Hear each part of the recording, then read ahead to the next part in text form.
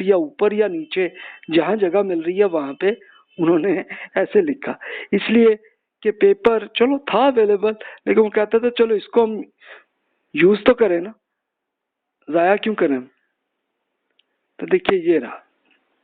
اب اگلا دور آیا، دور جمود اور دور زوال کے پیریڈ میں پولیٹیکل معاملہ واقع یورپ کی الغار آ گئی. انڈونیشیا سے لے کے مراکش تک مسلم ممالک کی بڑی تعداد فتح ہو گئیں. اب آ کے یورپینز کی آ گئی ان کی حکومتیں، اس کو کولونیلزم اب کہتے ہیں. اس کے لیے مسلمانوں کے بڑے بادشاہ اورنگزیب عالمگیر تھے جو 1707 میں ان کا انتقال ہوا انڈیا میں. انہیں ایک محسوس ہوا تھا کہ یار یہ اپنی بیوروکریسی کی ایجوکیشن کی ضرورت ہے، تو انہوں نے ایک بڑے اسکالر ملا نظام الدین صاحب کو کہا کہ آپ یہ ایجوکیشن کا ایک پورا سسٹم بنائیں. تو اندازہ یہ 1700 to 1707 یا اس کے کچھ بعد تک انہوں نے کمپلیٹ کیا ہوگا. یعنی ملا نظام الدین صاحب کو لکھنؤ کے اندر ایک باقاعدہ ان کو ایک بڑی سی حویلی بادشاہ نے دی کہ بھئی آپ یہ پورا ایجوکیشن کا پورا سلسلہ کریں. انہوں نے کیا. تب ہوا یہ کہ یہی درس نظامی ہے جو آج تک موجود ہے. تو اس کو درس نظامی کو وہی پھر اگلے جتنی بھی بیوروکریٹس بنتے رہے اگلے 100 سال تک، تو وہی پڑھتے رہے اور چلاتے رہے اپنی حکومتوں کو.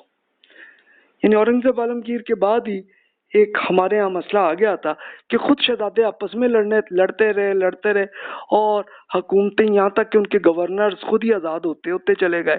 اب انگریز آ گئے تو انگریزوں نے خود ہی انہی گورنرز کو آسانی سے فتح کرتے چلے گئے اور انہوں نے پوری انڈیا 1857 میں فتح کر لی. انہوں نے کچھ نہ کچھ حد تک اپنے پرانے علم کو سنبھالنے کی کوشش کرتے رہے اسکالرز. تو چلو یہ ہوتا رہا سلسلہ یہ اس زمانے تک. اب آئیے تھوڑی وہ بھی آپ ایک نظر دیکھ لیں درس نظامی کا سلیبس کیا تھا. جو ملا نظام الدین سالوی لکھنوی صاحب، ان کا انتقال 1748 میں ان کا انتقال ہوا ہے. تو اس کے بیچ میں کہیں انہوں نے لکھ لیا ہوگا، ختم کر لیا ہوگا، کیونکہ اورنگزیب عالمگیر تو پہلے ہی انتقال کر چکے تھے. اب دیکھیں انہوں نے اپنی درس نظامی کا جو سلیبس رکھا تو اس میں کیا کیا علم تھے. صرف کے عربی اور فارسی زبان صحیح طریقے سے بولنا، یہ اس کی تھی. نحو تھی عربی اور فارسی زبان کا ایک ڈھانچہ تاکہ لوگوں کو عربی اور فارسی زبان آ جائے. منطق، یہ فلسفیانہ طریقے سے کیلکولیٹ کرنے کا ایک یہ پرانا ایک علم تھا، وہ اس کا حصہ بنا. حکمت کی تھی کہ ایک تو ایتھکس بھی اور پھر فلسفہ بھی. یہ فلسفہ وہی تھا جو پرانے انڈیا اور یونان کا جو فلسفہ تھا وہی اس کا حصہ آنے لگا. ریاضی، میتھمیٹکس، اس کے لیے انڈیا میں یہ زیادہ ڈیولپ ہوا تھا پہلے ہی. تو پرانے ہندو اسکالرز نے جو کیا ہوا تھا، بڑا کام کیا ہوا تھا، تو وہ اس میں سلیبس میں آنے لگا. بلاغت میں پھر عربی اور فارسی زبان کو پڑھانے کا آیا. اب دیکھیں یہ سارے جتنے علم ابھی تک جو آئے ہیں یہ سارے سیکولر علوم ہیں، اس کا کوئی دین سے کوئی تعلق نہیں. اب آئیے فقہ اور اصول فقہ، یہ اس کے بہت ڈیٹیل سے پھر ملا نظام الدین صاحب نے درس نظامی میں اس کو بہت ڈیٹیل سے اس کا ایڈ کیا. پھر اس کے بعد کلام وہی تھی، یہ جو بحثیں جو پرانی گزر چکی ہیں ان کی بکس وہ آ گئی. اچھا، تفسیر، یہ قرآن مجید کے لیے انہوں نے زیادہ فوکس نہیں کیا، بلکہ 2 تفاسیر، ایک جلالین اور ایک بیضاوی، ان کا تھوڑا سا حصہ بس رکھا. اچھا، اسی طرح حدیث پہ انہوں نے زیادہ فوکس نہیں کیا، بلکہ ایک مشکات المصابیح، ایک ہی کتاب مشکات جو مختصر بک ہے بس وہی رکھی ہے. یعنی قرآن اور حدیث اتنا زیادہ نہیں رہا، لیکن فقہ پہ زیادہ فوکس ہے، اور باقی چلو اپنی زبان اور تھوڑا سا جو ہے. اب یہ وہ زمانہ آیا تو اس میں پھر شاہ ولی اللہ صاحب بھی اس زمانے میں تھے. وہ 1703 میں پیدا ہوئے ہیں اور 1761 میں ان کا انتقال ہوا. سوری، یہ میری غلطی تھی، جو 1762 کہہ دیا تھا ابھی میں نے، 1761 میں انتقال ہوا. تو وہ انہوں نے یہ فیل کیا کہ یار یہ ایجوکیشن میں یہ کمی ہے. انہوں نے قرآن مجید اور احادیث کی کتابوں کا اضافہ کیا. اب کہاں پہ کہ وہ دلی میں تھے، انہوں نے ایک پورا ایک ایجوکیشنل انسٹیٹیوٹ بنایا ہوا تھا، اس میں پھر قرآن اور حدیث زیادہ پڑھانے لگے۔ پھر قرآن مجید کا فارسی میں ترجمہ بھی انہوں نے شاہ ولی اللہ نے کیا تھا، اور ان کے اگینسٹ فتویٰ ہوا کہ یہ جناب انہوں نے قرآن کی پہ گستاخی کر دی ہے معاذ اللہ، تو ان پہ کفر کا فتویٰ بھی آیا، لیکن شاہ ولی اللہ صاحب نے برداشت کیا اور ان کی فارسی کا ترجمہ رہا۔ پھر انہوں نے اپنے بیٹوں کو، اب وہ زمانہ تھا کہ جب وہ اردو زبان شروع ہو رہی تھی، تو شاہ ولی اللہ صاحب نے اپنے بیٹوں کو کہا، یہ بڑے اسکالر بنے، شاہ عبد القادر دہلوی صاحب اور شاہ رفیع الدین دہلوی صاحب، ان کو کہا کہ بیٹا تم اردو میں ترجمہ کرنا قرآن مجید کا، اور ان دونوں نے کر لیا۔ اب دیکھیں ان کا انتقال 1814 اور 1818 میں ہوا، تو اس سے آس پاس 1800 کے آس پاس انہوں نے قرآن مجید کا پہلا اردو کا ترجمہ وہ بنا تھا۔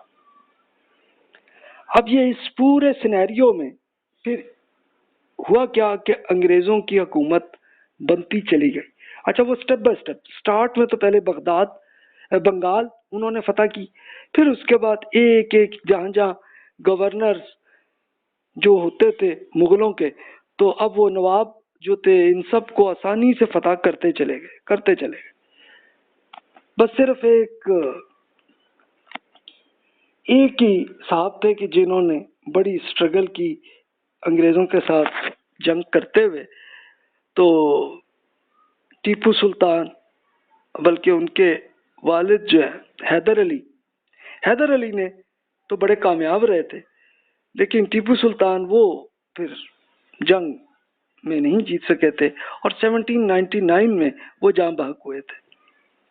تو بہرحال انگریزوں کا اب آدھے سے زیادہ حصہ انڈیا میں انگریزوں کا آ گیا۔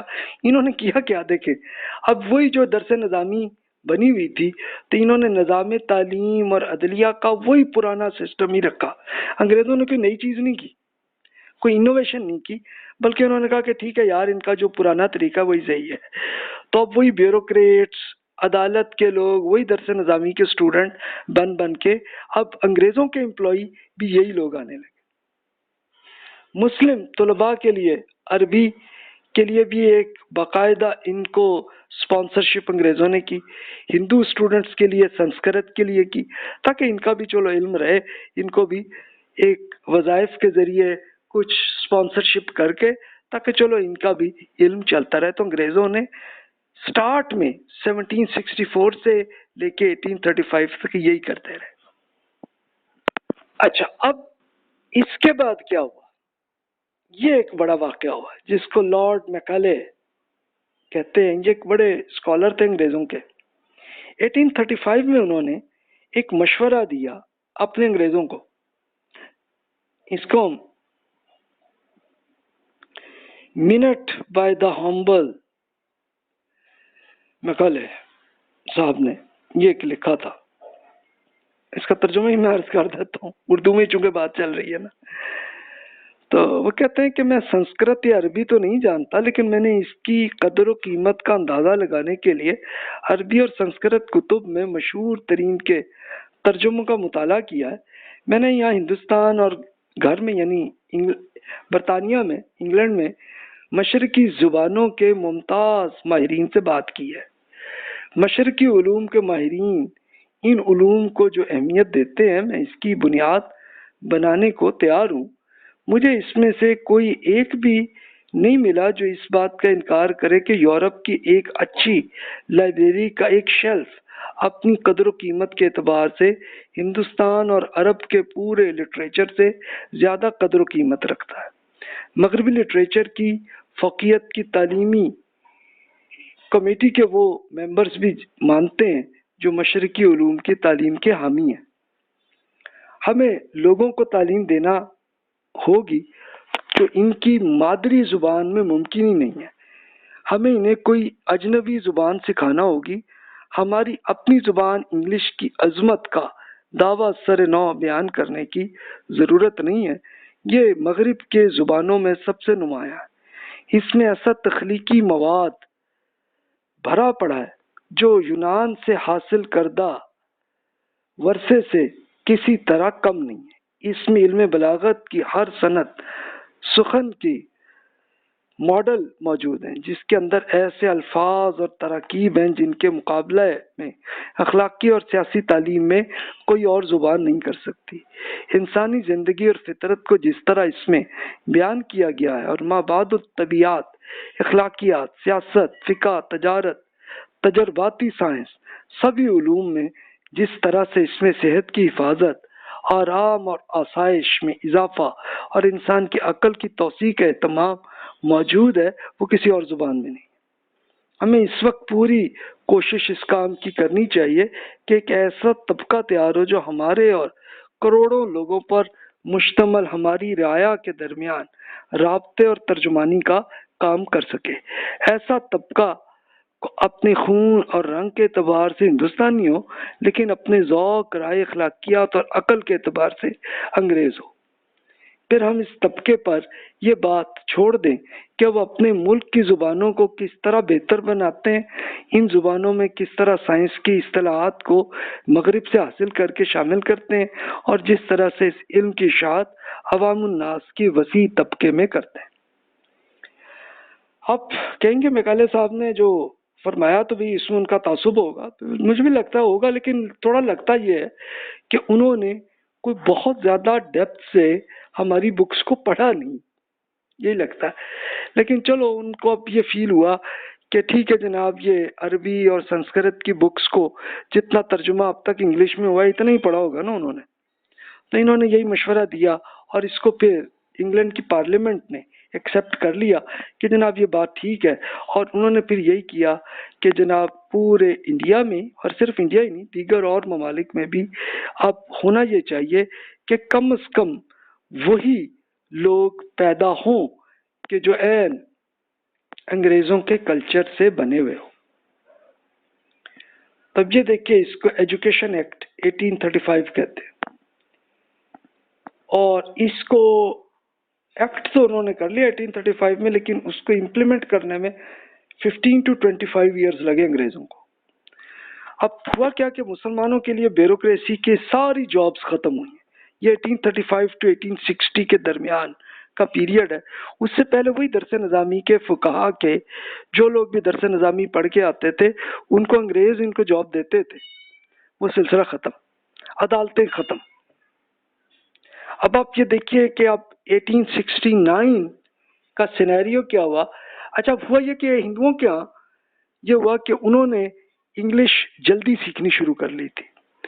اس کے لیے آپ یہی ایک ریسرچ جو میں نے پڑھی تھی اپنی بک میں، پھر اس کو لکھا ہے، اسسٹنٹ انجینئرز 1869 میں مسلمانوں میں ایک بھی نہیں تھا اور ہندو 14 بن گئے تھے۔ سب انجینئرز ٹائپ کے ایک مسلمان مل گئے اور 24 ہندو تھے۔ اوورسیئرز ٹائپ کے 2 مسلمان ملے جبکہ 63 ہندو ملے۔ اکاؤنٹنٹ کے طور پہ کوئی مسلمان نہیں ملا، لیکن ہندوؤں کے یہاں 50 تھے، بلکہ اکاؤنٹنٹ کے طور پہ ہندو حضرات ایون مسلمانوں کی حکومت کے دوران بھی ہندو ہی اکاؤنٹنگ کا کام کرتے تھے۔ تو یہ رزلٹ آیا۔ اب ہوا یہ کہ 1857 میں آ کے انگریزوں کی پوری حکومت پورے انڈیا میں ہو گئی۔ تو اس وقت پھر اب مسلمانوں کی جو فقہا کے اسکالرز کی جابز ختم ہو گئی، تو اب کیا کریں؟ کیا ہم چھوڑ دیں اپنے؟ تو اس وقت ایک بڑے اسکالر مولانا محمد قاسم ننوتوی صاحب، انہوں نے کہا کہ نہیں بھی ہم پرسنلی خود ہم کرتے ہیں، نہیں ہمیں اسپانسرشپ حکومت سے مل رہی، نو پرابلم، ہم پھر بھی کرتے ہیں۔ تو انہوں نے دیوبند، ایک چھوٹا سا شہر قصبہ اس زمانے میں تھا، تو انہوں نے 1867 میں درس نظامی کا مدرسہ سٹارٹ کیا۔ اب انہی کے پھر ابھی ان کو ایک ہی اسٹوڈنٹ ملا اور ایک ہی استاد یہ بنے تھے۔ تو بہرحال سٹارٹ ہوا، اور وہ انہوں نے سٹارٹ بھی یہ پورا مدرسہ کیسے بنایا تھا، ایک درخت کے نیچے بیٹھ کے ہی پڑھانا شروع کیا تھا۔ لیکن پھر یہ ہوا کہ اب مسلمانوں کے جتنے لوگوں پہ وہ اس پہ امپریس ہوئے کہ یار واقعی یہ اپنا کم از کم جو اتنا عرصے سے جو ہمارا علم تھا اس کو سنبھال رہے ہیں، تو لوگوں نے پھر ان کو سپانسر کرنا شروع کیا، اور پھر ہوا یہ کہ دیگر شہروں میں بھی مدرسے بننے لگے۔ مختلف علاقوں میں. نانوتوی صاحب 1880 میں ان کا انتقال ہوا. تو ایک تو یہ سلسلہ ہوا. اور اس زمانے میں آپ کہیں کہ یہ جو پاکستان کا ایریا ہے نا، یہ بالکل ان پڑھ لوگوں کا علاقہ تھا.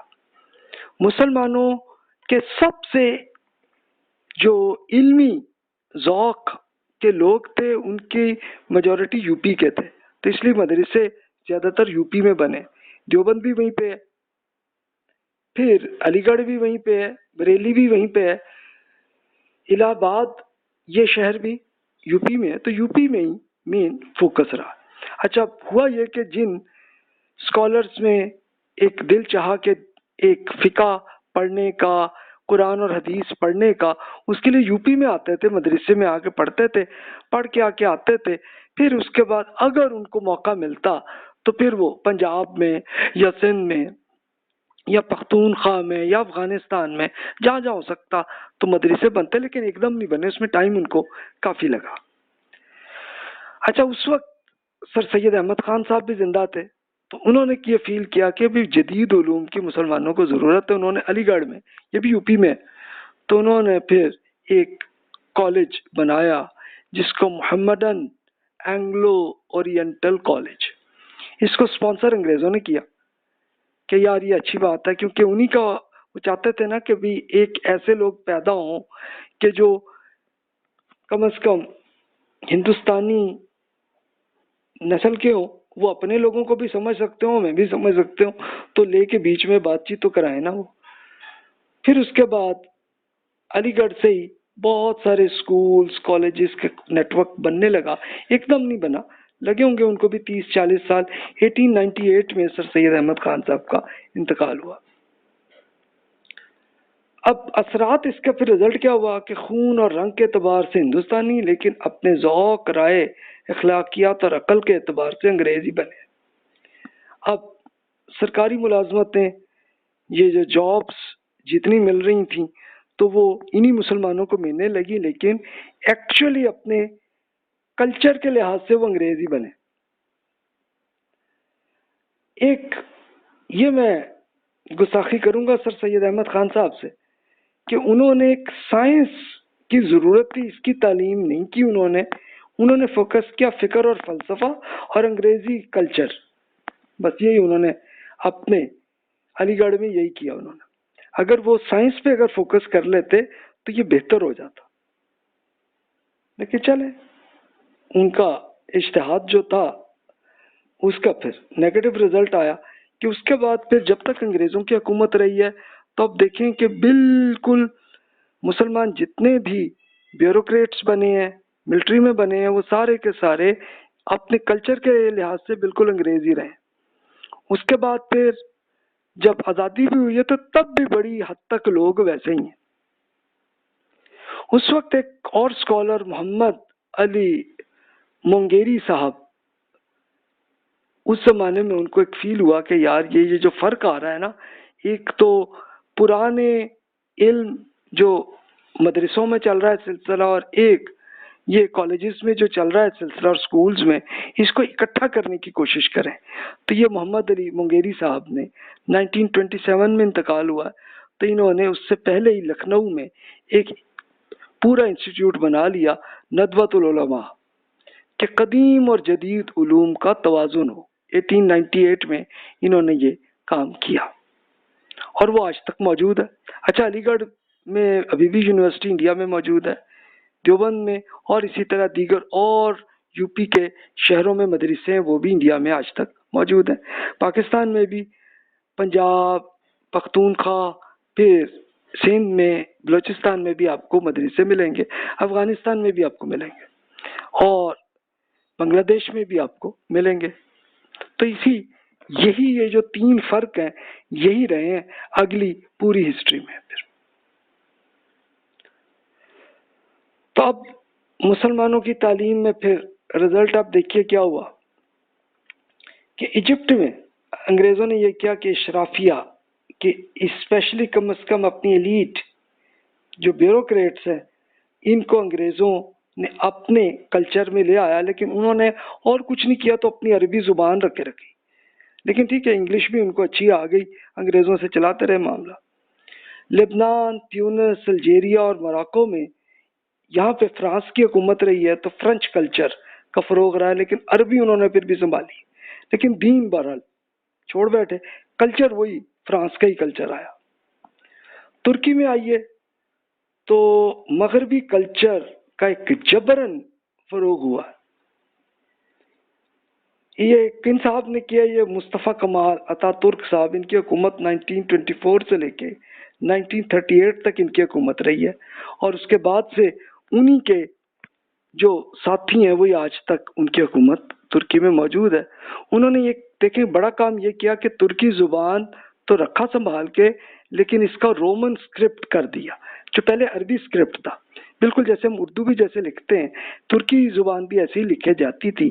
اس کو چھوڑ کے انہوں نے بالکل انگلش کے اسکرپٹ میں کر لیا. صرف وہی نہیں کیا بلکہ پورا جو کلچر ہے پورے یورپ کا سیم، اس کو انہوں نے قانونی طور پر زبردستی کروایا بھی.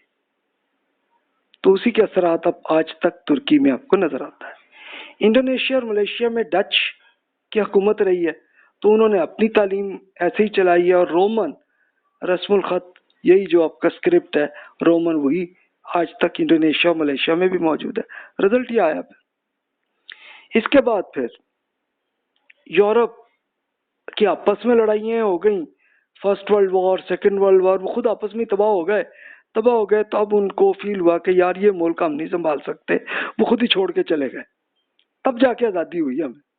ورنہ لوگ وہ بڑا سیاستدان بڑے دعویٰ کرتے ہیں کہ جناب ہم نے آزادی کی، انہوں نے کچھ نہیں کیا. یہ اصل میں یورپ کی کمزوری تھی کہ وہ چھوڑ کے چلے گئے، بس یہ ہوا بات.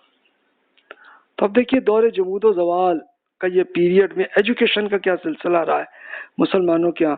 اب میں نے 1947 to 1980 تک کہا ہے، لیکن آپ اختلاف کریں تو اسے 2000 تک کہہ لیں آپ اسے، کہ قدیم تعلیم یافتہ جو مذہبی طبقہ جو مدرسوں میں پڑھا ہے تو وہ معاشرے سے کٹ کر زندگی میں رہا ہے. ان کا کلچر، ان کی لائف، ان کا لائف سٹائل سارا ویسے ہی رہا.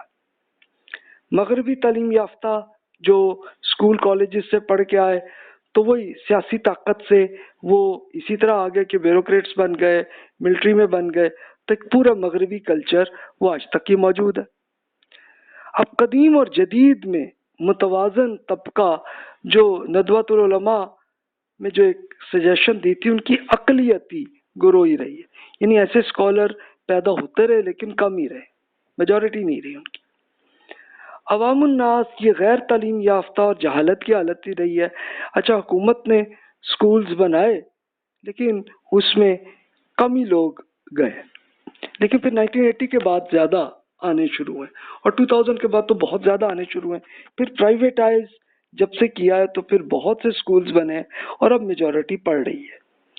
اچھا اب یہ ہوتا ہے کہ جن پیرنٹس کے پاس کچھ فنڈ نہیں ہے تو وہ پھر اپنے بچے کو مدرسے میں ڈالتے رہے. تو اس طرح سے کلچر یہ چلتا ہوا آیا ہے، اور پھر ہر گروہ میں اپنے اپنے سیاستدان بھی پیدا ہوتے رہے، ان کا ایک اپنا ایجنڈا وہ چلتا رہا ہے. تو ایسے ہی اب دیکھتے ہیں کہ ایک ماڈرن قسم کی پارٹیز بھی بنی ہیں، وہی میجورٹی ہے پاکستان میں بھی، انڈیا میں بھی ہے. اچھا اور اسی طرح مدرسے کے لوگوں کے اپنے ان کی پارٹیز بھی ہیں، پاکستان میں بھی ہیں، انڈیا میں بھی ہیں. تو وہ رہا سلسلہ، اور ان کی کشمکش کا پورا سلسلہ 1947 سے لے کے آج تک موجود ہے. تو یہ سینیریو جو آپ دیکھ سکتے ہیں، رزلٹ یہ ہے. تو جناب اب آپ کے ہزاروں سوال پیدا ہوں گے، تو جناب جو بھی سوال ہے بلا تکلف آپ ای میل کر لیجئے. جزاک اللہ خیر و احسن الجزا.